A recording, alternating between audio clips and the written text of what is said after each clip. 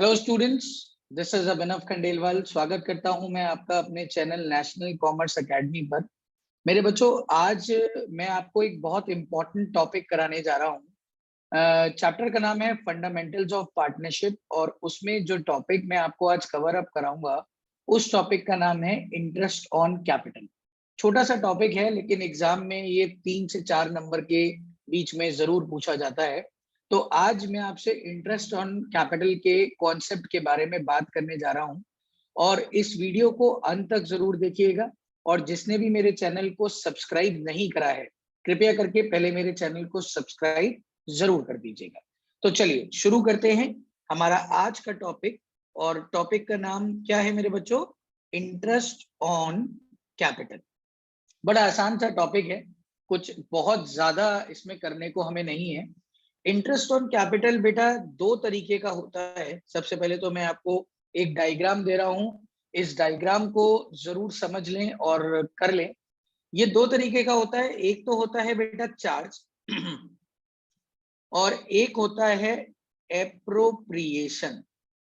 Sir ये क्या मतलब होते हैं?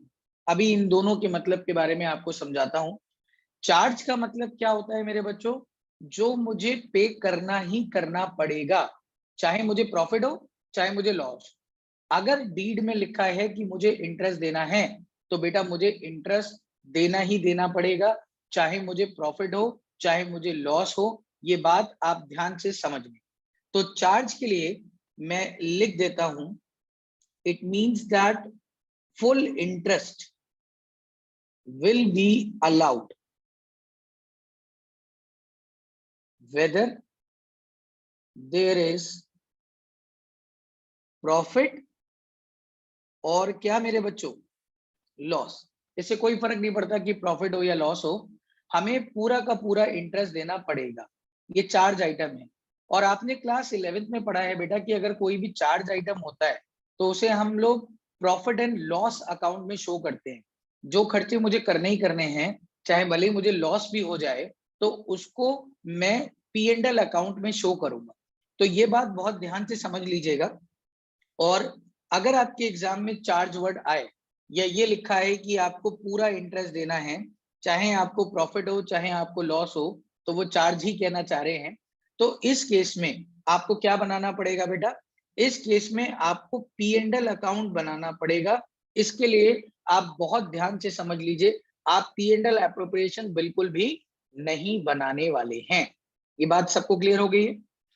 चलिए आगे के टॉपिक पे शुरू करते हैं बेटा। आगे का टॉपिक है हमारा एप्रोप्रिएशन से रिलेटेड।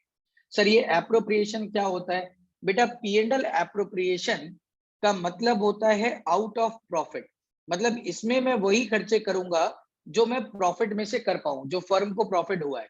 मैं उससे ज्यादा खर्चे नहीं कर पाऊंगा, मैक्सिमम उतना ही कर पाऊंगा जितना फर्म को प्रॉफिट हुआ है।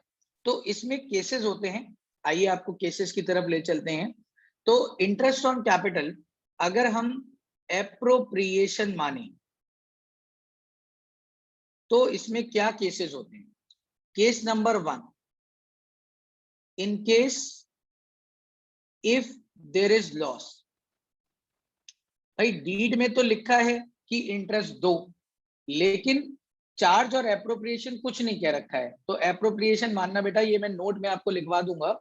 अब एप्रोप्रिएशन में मैंने आपको क्या बताया कि आपको किस में से इंटरेस्ट देना है? आपको मेरे बच्चों प्रॉफिट में से इंटरेस्ट देना है।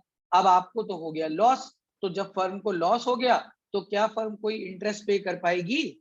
नहीं।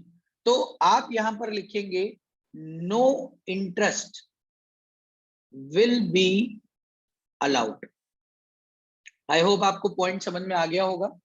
अब मेरे बच्चों केस नंबर बी की तरफ चलता हूं।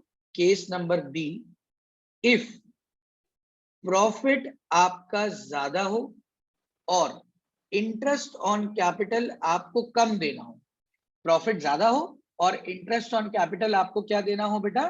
कम देना हो। सपोज मैं कहता हूं कि प्रॉफिट तो पूरी दुकान को जो हुआ वो 12,000 हुआ और इंटरेस्ट जो फर्म को देना है वो 10,000 देना है। तो एप्रोप्रिएशन में तो प्रॉफिट में से ही देते हैं शायद। तो इस केस में मैं full interest will be allowed, मैं दे पाऊंगा, चाहे मुझे लॉस तो होगा ही नहीं। तो मैं प्रॉफिट में से ही पूरा का पूरा इंटरेस्ट पे कर दूंगा। Case number C, if profit is equal to interest on capital. अगर प्रॉफिट 12,000 का है और इंटरेस्ट मुझे 12,000 का ही इंटरेस्ट देना है, तो बेटा एप्रोप्रिएशन में अभी बताया मैंने कि प्रॉफिट में से देना है। अब प्रॉफिट जितना है उतना ही इंटरेस्ट देना है, तो इंटरेस्ट देने में कोई प्रॉब्लम होगी? नहीं होगी। तो सर इस केस में भी हम फुल इंटरेस्ट, वेरी गुड बच्चों, दे पाएंगे, विल बी अलाउड। अब आखिरी केस बड़ा ज्यादा इंपॉर्टेंट है बेटा, तो आखिरी केस को मैं नए पेज पर समझाता हूं और इस पे आप लोग इंपॉर्टेंट भी मार्क कर लेना। आखिरी केस है मेरे बच्चों केस नंबर डी, और ये कहता है क्या होगा अगर प्रॉफिट आपके पास कम हो और आपको इंटरेस्ट देना पड़े। सपोज प्रॉफिट तो 10,000 है और इंटरेस्ट ज्यादा देना पड़े, मतलब इंटरेस्ट 12,000 देना पड़े। तो इस केस में क्या करें सर? बेटा इंटरेस्ट मैक्सिमम उतना दे पाऊंगा जितना प्रॉफिट होगा। देखिए पहले वाले केस की अगर मैं बात करूं, एक बार आपको पीछे ले चलता हूं और आपको पहले वाला केस समझा देता हूं। पहले वाले केस में तो मुझे लॉस हो गया था, तो भैया जब प्रॉफिट ही नहीं हुआ तो मैं कोई भी इंटरेस्ट पे कर पाऊंगा या नहीं कर पाऊंगा? सर नहीं कर पाएंगे। तो मैंने मना कर दिया, मैं फर्म हूं बेटा, और मैंने पार्टनर से ये कहा कि बच्चों मुझे तो हो गया लॉस, तो मैं आपको इंटरेस्ट कहां से दूं? तो मैं आपको कोई भी इंटरेस्ट नहीं दे पाऊंगा। Very good. दूसरे केस में फर्म को प्रॉफिट ज्यादा हुआ था, इंटरेस्ट कम देना था, तो पार्टनर कह रहे हैं सर अब तो जो वादा किया सो निभाना पड़ेगा, आप सलमान खान हैं, एक बार जो कमिटमेंट कर दें उसके बाद तो आप अपनी भी नहीं सुनेंगे, प्रॉफिट आपको ज्यादा हुआ है तो आप पूरा का पूरा इंटरेस्ट हमें पे कर दीजिए और हम आपको पूरा इंटरेस्ट पे कर देंगे। गुड। तीसरा केस भी बेटा जितना प्रॉफिट हुआ उतना ही इंटरेस्ट देना है, तो प्रॉफिट के इक्वल तो हुआ ही हुआ है, तो आप पूरा का पूरा इंटरेस्ट तीसरे केस में भी दे दोगे, क्योंकि फर्म ने ये वादा करा है कि हम प्रॉफिट में से इंटरेस्ट देंगे, इससे ज्यादा नहीं देंगे एप्रोप्रिएशन के केस में। बस आपको इतना समझना है। अब केस नंबर डी जो है वो बहुत ज्यादा इंपॉर्टेंट है। तो मैंने आपको बताया कि फर्म को प्रॉफिट तो हुआ है 10,000, लेकिन ब्याज कितना देना है? 12। तो पार्टनर कह रहे हैं अब क्या करेंगे, आप तो सलमान खान थे, आपने जो कमिटमेंट करा है वो तो पूरा करना है। तो फर्म ने कहा देखो हमने कमिटमेंट क्या करा था कि जितना प्रॉफिट होगा उतना ही ब्याज दे पाएंगे, इससे ज्यादा दे पाएंगे? नहीं दे पाएंगे, कभी नहीं दे पाएंगे। तो इस केस में मैं एक नोट लिख देता हूं, इस केस में maximum interest will be given only to the extent of profit. जितना प्रॉफिट हुआ है उससे ज्यादा नहीं दे पाऊंगा, तो बेटा देना तो पड़ेगा इंटरेस्ट क्योंकि प्रॉफिट तो हुआ है। सो इस केस में मैं क्या करूंगा, profit will be distributed as interest on capital only, interest on capital के तौर पर बांट दूंगा इन कैपिटल रेशियो। और किस रेशियो में बांटूंगा मेरे बच्चों? कैपिटल के रेशियो में बांटूंगा। तो जो भी उनका कैपिटल का रेशियो होगा उस केस में मैं आपको इंटरेस्ट दे दूंगा, उतना इंटरेस्ट दे दूंगा। जैसे मैं आपको अगर एक एग्जांपल से ये वाला केस समझा पाऊं तो आप ध्यान से समझिएगा कि ए एंड बी दो लोग पार्टनर हैं और उनकी जो कैपिटल है वो बेटा 2 लाख एक की कैपिटल है और बी की कैपिटल है 1 लाख, तो टोटल कैपिटल तो 3 लाख हो गई। अब जो इंटरेस्ट हमें देना है वो सपोज करिए 10% देना है। कितना इंटरेस्ट देना है? 10%। तो अगर मैं दोनों की कैपिटल को ऐड कर लूं 2 लाख प्लस 1 लाख तो 3 लाख आती है, और अगर मैं 3 लाख का इंटरेस्ट निकालूं तो 30,000 हो गया। ये तो मुझे इंटरेस्ट देना है, लेकिन जो मुझे प्रॉफिट हुआ मेरे बच्चों वो प्रॉफिट हुआ है 9,000 रुपए, और इंटरेस्ट कितना देना है? 30,000 रुपए। तो ये केस नंबर डी है कि प्रॉफिट आपको कम हुआ है और इंटरेस्ट आपको ज्यादा देना है। तो इस केस में आप जब पी एंड एल एप्रोप्रिएशन बनाओगे तो आप बाय नेट प्रॉफिट पहले लिख लो बच्चों, 9,000 हुआ है तो इंटरेस्ट देना पड़ेगा या नहीं, पहले ये बताओ। बिल्कुल देना पड़ेगा क्योंकि प्रॉफिट तो हुआ है। तो टू इंटरेस्ट ऑन कैपिटल, आप ए और बी को इंटरेस्ट देंगे लेकिन मैक्सिमम कितना देंगे? जितना आपको प्रॉफिट हुआ है, इससे ज्यादा तो दे ही नहीं सकते, यही तो बताया था मैंने आपको। तो इस केस में किसको कितना इंटरेस्ट मिलेगा? सर आप इस प्रॉफिट को कैपिटल के रेशियो में बांट देना, यानी 2:1 में।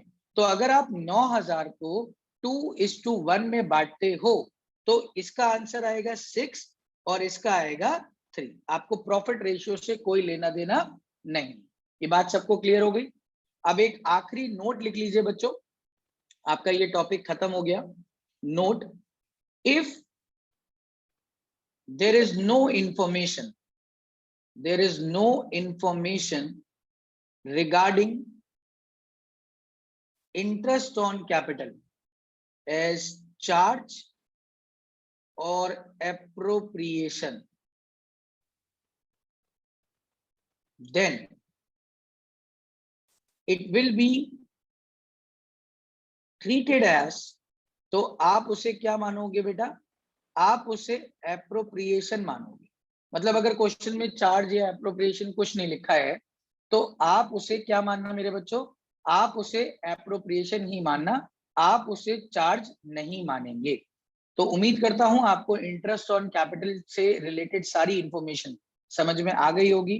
अगर किसी भी पॉइंट में डिस्कशन आप फिर से चाहते हैं तो नीचे कमेंट बॉक्स में कमेंट कर मुझे जरूर बताइएगा। और अगली वीडियो मैं आप लोगों के साथ जो बनाऊंगा वो बनाऊंगा guarantee of minimum share of profit to a partner. तब तक के लिए इस वीडियो से अगर कोई भी रिलेटेड प्रॉब्लम हो तो मुझे जरूर कमेंट बॉक्स में बताइएगा। धन्यवाद बच्चों।